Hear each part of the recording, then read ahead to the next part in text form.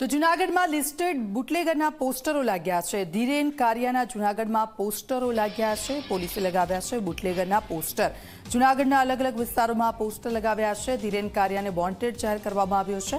April 2025માં Dhiren કારિયા સામે નોંધાયો હતો ઘૂસટોકનો ગુનો। છેલ્લા ઘણા સમયથી ધીરેન કારિયા પોલીસ પકડથી દૂર છે। ધીરેન કારિયા અને ટોળકી સામે નોંધાયેલા છે અસંખ્ય ગુનાઓ।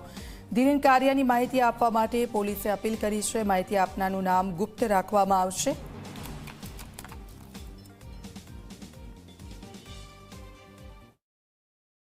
મુખ્ય આરોપી ધીરેન કારિયા છેલ્લા ઘણા સમયથી નાસ્તો કરતો હોય તેના વિરુદ્ધ નામદાર ઘૂસટોક સ્પેશિયલ કોર્ટ રાજકોટમાં ભારતીય નાગરિક સુરક્ષા સંહિતાની કલમ 72 મુજબ રિપોર્ટ કરવામાં આવતા નામદાર કોર્ટ દ્વારા તેનું ધરપકડ વોરંટ જાહેર કરવામાં આવેલ।